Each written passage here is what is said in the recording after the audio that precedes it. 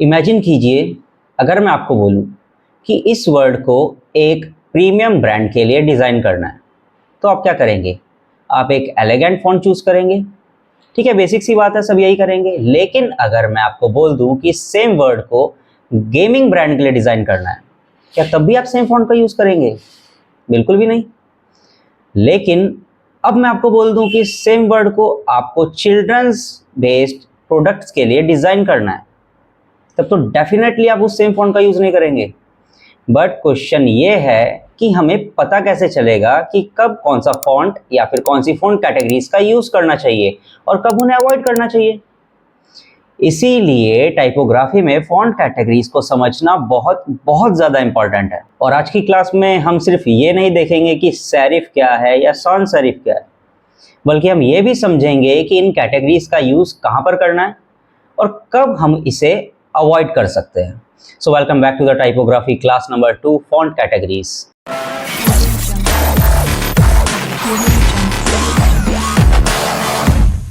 Hello guys, welcome back to design with RSR। और अगर आप टाइपोग्राफी मास्टरी सीरीज की क्लास 1 देखकर आ रहे हैं तो इतना तो आप लोगों को समझ आ चुका होगा कि टाइपोग्राफी का मतलब फ़ॉन्ट को सिलेक्ट करना तो बिल्कुल भी नहीं होता है। और आज हम टाइपोग्राफी की एक बहुत इंपॉर्टेंट फाउंडेशन पर बात करने वाले हैं। आज की क्लास में हम देखेंगे टाइपफेस कैटेगरीज को, और आज हम मेनली कवर करने वाले हैं serif, sans serif, slab serif, script, display, hand written, monospace and variable fonts categories को। तो चलिए एक एक करके समझते हैं। तो सबसे पहले हम समझेंगे सेरिफ टाइपफेस कैटेगरी को। सेरिफ टाइपफेस कैटेगरी की सबसे बड़ी पहचान ये है कि इनके लेटर्स के एंड में स्ट्रोक्स पर एक छोटे से डेकोरेटिव स्ट्रोक्स या फिर एक्सटेंशन मौजूद होते हैं, कुछ इस तरीके के। ठीक है, इन्हीं छोटे स्ट्रोक्स को या फिर डेकोरेटिव एक्सटेंशंस को कहा जाता है सेरिफ। इनकी सबसे बड़ी पहचान यह है कि अगर आप यहाँ पर भी देखेंगे, चाहे आप ए वर्ड को देखें तो इसके एंड पर स्ट्रोक्स कुछ इस तरीके से डेकोरेटिव है। एम पर भी अगर आप देखें तो टॉप में भी एंड बॉटम में भी एंड आर में भी कुछ इस तरीके से डेकोरेटिव स्ट्रोक्स मौजूद हैं। तो यही कैरेक्टराइज करता है सेरिफ फॉन्ट को। ठीक है, अब सेरिफ टाइपफेस के कुछ फॉन्ट एग्जाम्पल होते हैं, जैसे कि गैरामॉन्ट, जॉर्जिया, बेस्करविले या फिर टाइम्स न्यू रोमन। वैसे तो बहुत सारे फॉन्ट इस कैटेगरी में मौजूद होते हैं, लेकिन मेनली ये 4 फॉन्ट मैंने यहाँ पर आपको शो कर रखे हैं, जो कुछ इस तरीके से डेकोरेटिव स्ट्रोक्स या फिर एक्सटेंशन आपके सामने लेकर आते हैं। अब हम बात करते हैं कि सेरिफ टाइपफेस की पर्सनैलिटी किस टाइप की होती है। Basically serif typeface elegant, premium, trustworthy और सोफिस्टिकेटेड टाइप के फील करवा सकते हैं। इसलिए इनका यूज़ ज़्यादातर प्रीमियम कंटेंट में या फिर प्रिंटिंग कंटेंट में होता है। ठीक है, एंड कुछ कॉमन एग्जांपल्स की बात करें तो आपके सामने जैसे कि books, editorial, luxury branding, fashion, magazines या फिर प्रीमियम प्रोडक्ट्स। बेसिकली मैं बात करूं तो सेरिफ टाइपफेस का ज़्यादातर यूज़ प्रिंटिंग मटेरियल में होता है, लेकिन ऐसा नहीं है कि हर प्रिंटिंग मटेरियल में आपको सिर्फ और सिर्फ सेरिफ फॉन्ट्स ही मिलेंगे, बल्कि ये चीज़ डिपेंड करती है पर्सनैलिटी पर कि आपका जो ब्रांड है वो किस टाइप का है, उसकी पर्सनैलिटी किस टाइप की, और उसके अकॉर्डिंग ही उसमें फॉन्ट्स का यूज होता है। ठीक है, तो हम बात करते हैं अपनी सेकंड टाइपफेस कैटेगरी के बारे में। तो सेकंड है हमारे पास sans serif. Basically sans serif थोड़ा सा modern, clean, simple, minimal and friendly type का टाइपफेस होता है। ठीक है, और इसको डिजाइनर्स आमतौर पर बहुत ज्यादा यूज करते हैं और आप लोग भी इसको नॉर्मली यूज कर रहे होंगे। ठीक है, अब बेसिकली इसका मतलब क्या है? पहली बात तो इसमें 2 वर्ड्स हैं, first one is sans and second one is serif. Basically ये वर्ड जो सैंस है ये सैंस नहीं है, इसकी जो रियल प्रोनाउंसिएशन है वो होती है सॉन्स, मतलब कि इसका जो पूरा नाम है वो है सॉन्स सेरिफ। सॉन्स वर्ड फ्रेंच भाषा से लिया गया है। ठीक है, अब इसका मतलब क्या है मैं आपको बता देता हूँ। सॉन्स का मतलब होता है विदाउट, एंड अगर आप पूरा नाम देखेंगे तो सॉन्स सेरिफ यानी कि विदाउट सेरिफ, मतलब आपको सॉन्स सेरिफ में वो डेकोरेटिव स्ट्रोक्स देखने को नहीं मिलती है जो कि सेरिफ में मिल रही होती थी। अगर आप इस फॉन्ट को देखें तो एकदम नॉर्मल ये फॉन्ट है। ठीक है, और यही वजह है कि ये ज़्यादातर टेक ब्रांड्स में, वेबसाइट में, एप्स में, कॉर्पोरेट डिज़ाइंस में, सोशल मीडिया में, ब्रांडिंग में या फिर UI UX डिज़ाइंस में ज़्यादातर यूज़ होते हैं, क्योंकि ये modern, clean and simple type के फॉन्ट होते हैं। ठीक है, और ये ज़्यादातर यूज़ होते हैं, इसलिए इसका मतलब ये नहीं है कि अगर आप बिगिनर्स हैं तो आप ब्लाइंडली सैंस सेरिफ को बेस्ट फॉन्ट कैटेगरीज मान लें। ठीक है, ऐसा बिल्कुल भी नहीं है। हर डिज़ाइन में या फिर हर ब्रांड पर्सनैलिटी के लिए अलग अलग टाइपफेस कैटेगरी होती है, तो हर कैटेगरी के लिए उनका एक बेस्ट फॉन्ट टाइपफेस होता है। ठीक है, सॉन्स सेरिफ के कुछ फॉन्ट एग्जांपल्स है, जैसे कि हेलवेटिका, इंटर, मॉन्टसेराट, पॉपिंस, और ये जो मैं नेम ले रहा हूँ ना ये आपने बहुत ज़्यादा सुने होंगे। अब यहाँ पर ना हम एक साइड बाय साइड कंपैरिजन देखते हैं सेरिफ एंड सॉन्स सेरिफ टाइपफेस की। ठीक है, टाइप पर्सनैलिटी की बात करें, सेम वर्ड है और मैंने क्या करा है, इसको सेम साइज में ही रखा है, सेम वर्ड ही यूज करा है। अब आप यहाँ पर देखेंगे कि जो सेरिफ फॉन्ट है उसमें जो स्ट्रोक्स थे वो इसको ट्रेडिशनल, प्रीमियम और एलिगेंट फील दे रहे हैं। वहीं मैंने सॉन्स सेरिफ में इसको लिखा है तो ये थोड़ा सा मॉडर्न, क्लासिक, मिनिमल और क्लीन टाइप का फॉन्ट लग रहा है।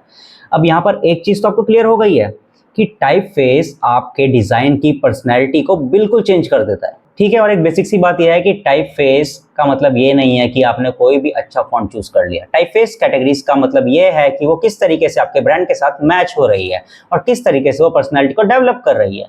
अब हम एक बड़ी इंटरेस्टिंग टाइप फेस कैटेगरी के बारे में बात करने वाले हैं। ठीक है, अब हम समझेंगे स्लैब सेरिफ को। बेसिकली स्लैब सेरिफ में जो सेरिफ्स है ना वो थोड़े से ब्लॉक, थिक और बोल्ड अपीयरेंस के होते हैं। सेरिफ्स मतलब कि जो ये आपके पास फॉन्ट्स हैं, ठीक है, जो इस पे स्ट्रोक्स आ रही है वो थोड़ी सी थिक होती है, ब्लॉक होती है और कुछ इस अपीयरेंस की होती है कि वो हैवी लगे।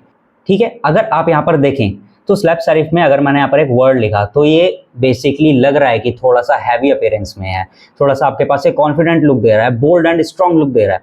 और इसके फॉन्ट एग्जांपल्स की अगर हम बात करें तो Roboto slab, Rockwell and Arvo, basically इसके जो तीन है ये main slab serif typeface category के फॉन्ट्स हैं। आप इनका यूज कर सकते हैं अगर आपको स्ट्रॉन्ग हेडलाइंस बनानी है, ब्लॉक स्ट्रक्चर्स बनाने हैं या फिर बोल्ड विजुअल वेट दिखाना है। और यूज केसेस की अगर मैं बात करूं तो सबसे ज्यादा इसका जो यूज है वो पोस्टर्स में होता है। पोस्टर्स में कहाँ पे? पोस्टर्स में हेडलाइंस को क्रिएट करने के लिए, क्योंकि मैंने आपको बताया कि थोड़ा सा bold, strong and confident look देते हैं।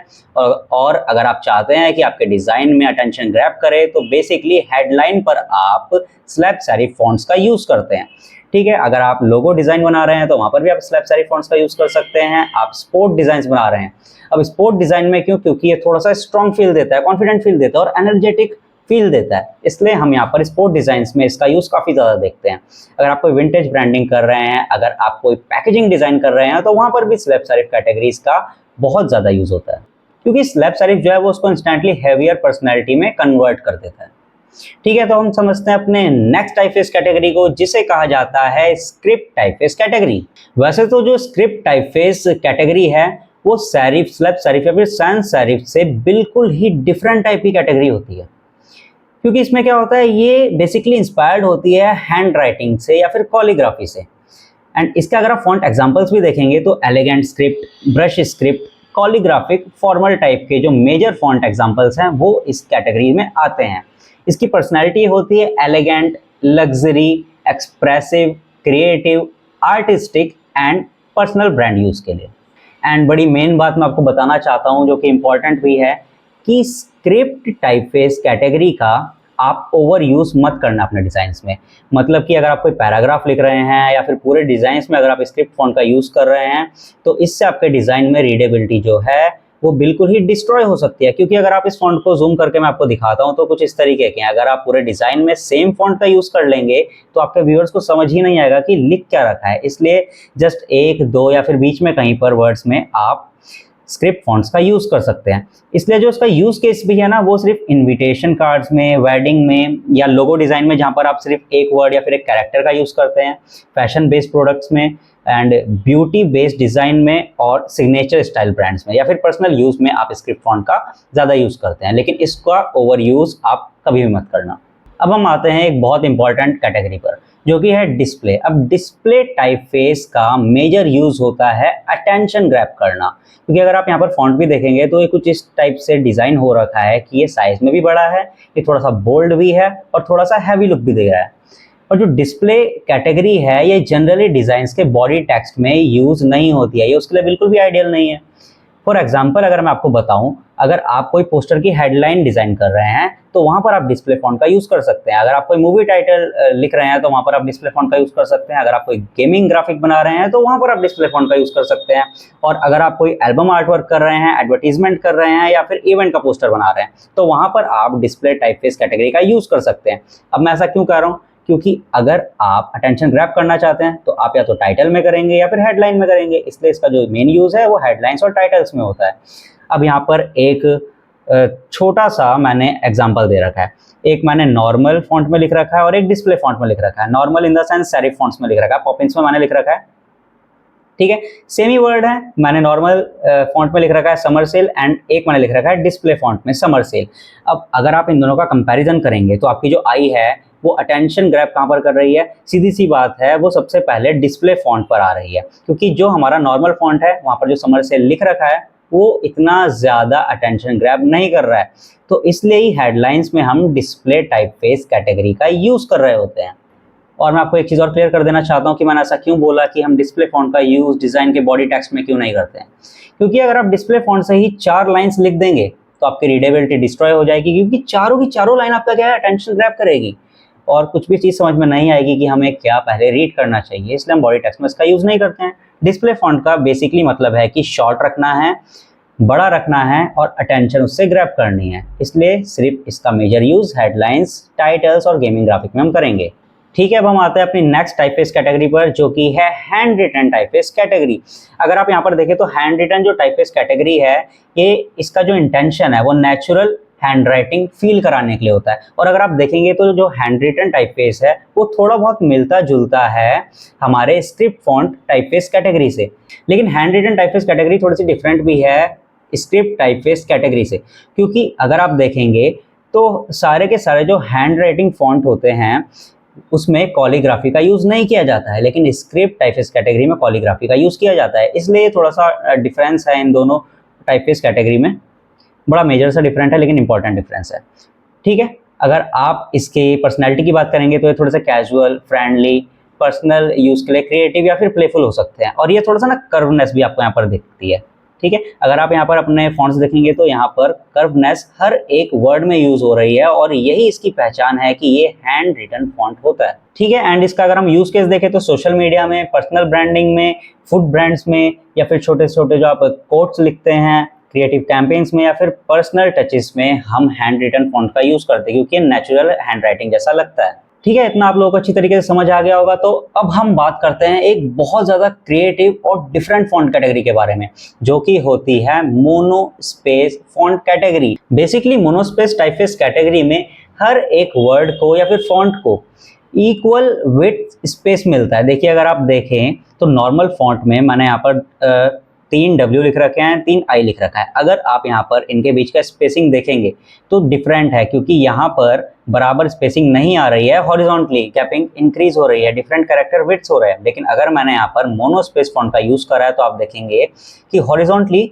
इक्वल हमारे पास स्पेस या फिर विड्थ क्रिएट हो रही है, horizontally in the sense left to right.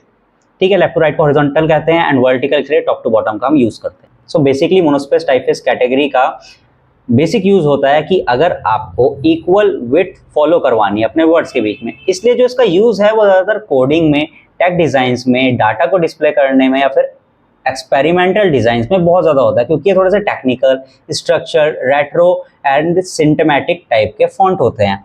And examples की मैं अगर आपको बात करूं तो इस टाइपफेस कैटेगरी के जो फॉन्ट है वो होता है Courier, Roboto Mono and IBM Plex Mono, और जो मैंने ये मोनोस्पेस फॉन्ट यूज करा है ये हमारे पास है रोबोटो मोनो फॉन्ट। मतलब कि बेसिकली मैं बात करूं तो जो ये मोनोस्पेस फॉन्ट है ये ज़्यादातर हमारे पास वेबसाइट डिज़ाइन में, डिजिटल डिज़ाइन में या फिर UI डिज़ाइंस में यूज़ हो रहे होते हैं, या फिर कोडिंग एनवायरनमेंट में भी मोनोस्पेस फॉन्ट्स का ज़्यादातर यूज़ हो रहा होता है।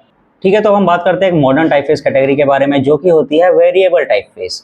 अब बेसिकली इसमें क्या होता है, ये कोई डिफरेंट फॉन्ट्स नहीं होते हैं, बल्कि ये एक टाइप का ही फॉन्ट होता है, और एक टाइप की जो फॉन्ट की फाइल है उसके अंदर आपको इसके डिफरेंट टाइप के कंट्रोल्ड वेरिएशंस मिलते हैं।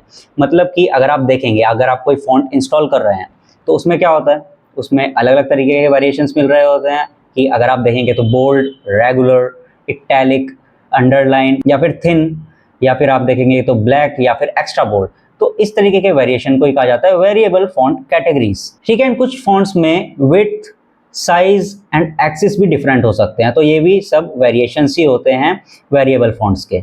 ठीक है, अब अगर आप यहाँ पर देखेंगे तो वेट कुछ इस तरीके से चेंज हो सकता है कि 100, 400, 700, 900 या फिर इससे कम या फिर इससे ज़्यादा भी आप स्लाइडर के थ्रू उसका साइज इंक्रीज डिक्रीज कर सकते हैं, एंड उसकी width, slant and optical size को भी आप इंक्रीज डिक्रीज कर सकते हैं, या फिर अगर आप चाहें तो उनके वेरिएशन चेंज कर सकते हैं। आप उसको लाइट रख सकते हैं, रेगुलर रख सकते हैं, बोल्ड रख सकते हैं या फिर ब्लैक रख सकते हैं। एंड वेरिएबल फॉन्ट कैटेगरी का सबसे ज़्यादा use modern, digital and responsive design में होता है।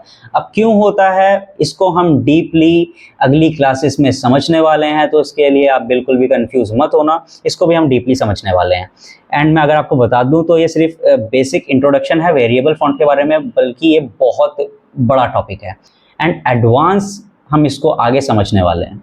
ठीक है, आई होप आपको इतना समझ में आ गया होगा। तो अब मैं आपको इन सब कैटेगरीज की एक फाइनल चीट शीट देने वाला हूँ, मतलब कि एक तरीके से मैं आपको बोनस देने वाला हूँ। अब अगर हम देखें तो टाइपफेस कैटेगरी चीट शीट को, तो आपको क्या करना है, आपको कोई भी फॉन्ट कहीं पर भी यूज़ नहीं करना है, बल्कि आपको उसकी पर्सनैलिटी को याद रखना है। सबसे पहले हम बात करते हैं सेरिफ फॉन्ट की। तो ये traditional, elegant and established type का फॉन्ट होता है, इसलिए इसको हम प्रीमियम डिजाइन्स में ज़्यादातर यूज़ करते हैं। सेकंड हम बात करें तो सैंस सेरिफ की, थोड़ा सा मॉडर्न, क्लीन एंड मिनिमल होता है। अब मैंने आपको एक चीज़ और बताई थी, ये सैंस सॉन्स होता है, लेकिन अगर आप नॉर्मली सैंस यूज़ करते हैं तो आप कर सकते हैं, कोई दिक्कत नहीं है, दोनों ही इसके कहा जाता है। अब ये modern, clean and minimal designs में यूज़ हो रहे होते हैं, इसलिए इसको डिजिटली ज़्यादा यूज़ किया जाता है। थर्ड हमारे पास है स्लैब सेरिफ, ये थोड़ा सा strong, bold and industrial type का फॉन्ट होता है। फोर्थ हमारे पास है स्क्रिप्ट, ये थोड़ा सा एलिगेंट, आर्टिस्टिक और पर्सनल टचेस देने के लिए होता है। फिफ्थली हम बात करें तो डिस्प्ले, ये बेसिकली एक्सप्रेसिव, अटेंशन ग्रैब करने के लिए होता है, इसलिए हम इसका यूज़ हेडलाइंस में और टाइटल्स में या फिर गेमिंग ग्राफिक्स में ज़्यादा करते हैं। Six one is handwritten typeface category, इसका यूज़ हम कैजुअली, फ्रेंडली या क्रिएटिव डिज़ाइंस कैटेगरीज में करते हैं, और ज़्यादातर इसको ना नेचुरल फील देने के लिए होता है, इसलिए आप इसको पर्सनल यूज़ में भी लेकर आ सकते हैं। ठीक है, सेवंथ कैटेगरी हमने समझी थी मोनोस्पेस, ये technical, structure and retro type के फॉन्ट होते हैं। एट्थ हमारे पास है वेरिएबल फॉन्ट, जिसमें हमने बात करी थी कि सिर्फ ये एक ही फॉन्ट होते हैं, लेकिन इसकी फॉन्ट फाइल में डिफरेंट वेरिएशंस होती हैं, इसलिए फ्लेक्सिबल होता है, एडजस्टमेंट इसमें इजीली कर सकते हैं हम, और ये थोड़ा सा मॉडर्न टाइप का भी फॉन्ट है। ठीक है, तो मैं बस आपको ये चीज़ कहने वाला था कि font selection is a design decision, don't just a personal reference, की मतलब कि आपके पास जो फॉन्ट का सिलेक्शन है वो डिज़ाइन डिसाइड करेगा, आप अपने पर्सनल रेफरेंस उसका यूज़ मत करना, आपका जो डिज़ाइन की पर्सनैलिटी जो भी आपको क्रिएट करनी है उसके अकॉर्डिंग आपको फॉन्ट का सिलेक्शन करना है। और इसीलिए मैं आपको एक चीज़ और समझाना चाहता हूँ कि the biggest beginner mistake, beginner ये मिस्टेक कर लेते हैं कि यार मुझे ये वाला फॉन्ट बहुत अच्छा लग रहा है, तो मैं इसको अपने डिज़ाइन में यूज़ कर लेता हूँ। तो मैं आपको एक ही चीज़ कहूँगा, जस्ट डोंट डू दिस यार।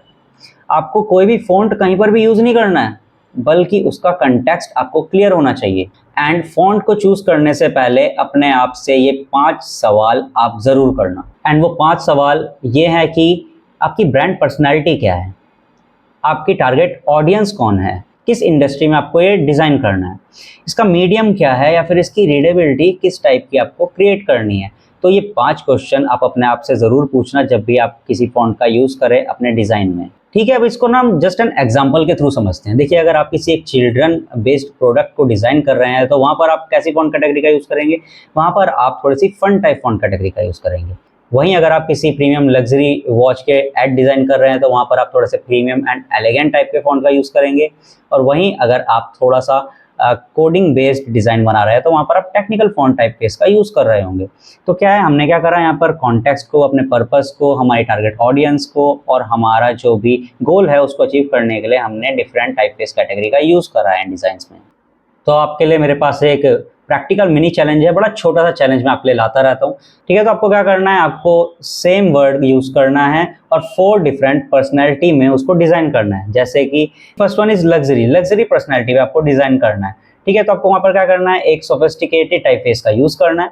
सेकंड है टेक्नोलॉजी, टेक्नोलॉजी टाइप फेस आपको यूज़ करना है। ठीक है, एक वर्ड मैं आपको दे देता हूँ जैसे कि क्रिएटिव। अब क्रिएटिव वर्ड का ही आपको यूज़ करना है लग्जरी टाइप फेस में, टेक्नोलॉजी टाइप फेस में, चिल्ड्रंस ब्रांड के लिए एंड स्पोर्ट के लिए। ठीक है, वर्ड लग्जरी रहेगा, लेकिन इन 4 टाइप फेस का आपको यूज़ करना है, या फिर आप थोड़ा सा अलग टाइप फेस भी यूज़ कर सकते हैं। आपको क्या करना है, आपको सिर्फ फ़ॉन्ट चेंज करके नहीं देखना है, बल्कि आप जब भी फ़ॉन्ट को चूज़ करेंगे उसके बाद आपको रीज़न भी बताना है कि मैंने फ़ॉन्ट को चूज़ क्यों किया है। एंड ट्रस्ट मी, अगर आप रीज़न बता सकते हैं कि आपने फ़ॉन्ट चूज़ क्यों किया है, तो आप फ़ॉन्ट कैटेगरीज़ का यूज़ करना अच्छी तरीके से समझ जाएंगे। क्योंकि अगर आपके पास एक रीज़न है, मतलब कि अगर आप समझा सकते हैं कि मैंने इस टाइप फेस का यूज़ क्यों किया है, तो आपको फ़ॉन्ट कैटेगरीज़ की समझ अच्छे से हो गई है। तो गाइस, आज की क्लास में हमने टाइपोग्राफी की मेजर टाइप फेस कैटेगरीज़ को समझा है। हमने देखा है serif, sans serif, slab serif, monospace, script, hand written, variable fonts को। लेकिन अभी भी एक बहुत इंपॉर्टेंट क्वेश्चन रह गया है कि आखिर ये फॉन्ट बने कैसे होते हैं। आप जब कभी भी किसी एक फॉन्ट को या फिर वर्ड को देखते हैं तो आपने ऑब्जर्व किया होगा कि इसमें बेसलाइन क्या है, इसमें स्कैंडर क्या है, डिस्कैंडर क्या है, एक्स हाइट क्या है, स्टेम क्या है या फिर काउंटर क्या है। ये वर्ड आपको थोड़े से कंफ्यूजिंग लग सकते हैं, कुछ लोग हो सकता है वर्ड जानते भी और कुछ लोगों ने ये वर्ड आज तक कभी सुने भी ना हो। एंड ये सब होता क्या है, तो इसी को हम नेक्स्ट क्लास में समझने वाले हैं। क्लास 3 में हम समझेंगे एनाटॉमी ऑफ टाइपोग्राफी को। अगर आप टाइपोग्राफी को जेन्युइनली प्रोफेशनल लेवल तक सीखना चाहते हो तो प्लेलिस्ट को फॉलो करना बिल्कुल भी मत भूलना। अगर वीडियो अच्छी लगी हो, हेल्पफुल लगी हो तो वीडियो को लाइक करें एंड चैनल को सब्सक्राइब करें। मिलते हैं नेक्स्ट क्लास में, तब तक के लिए कीप डिजाइनिंग, कीप लर्निंग।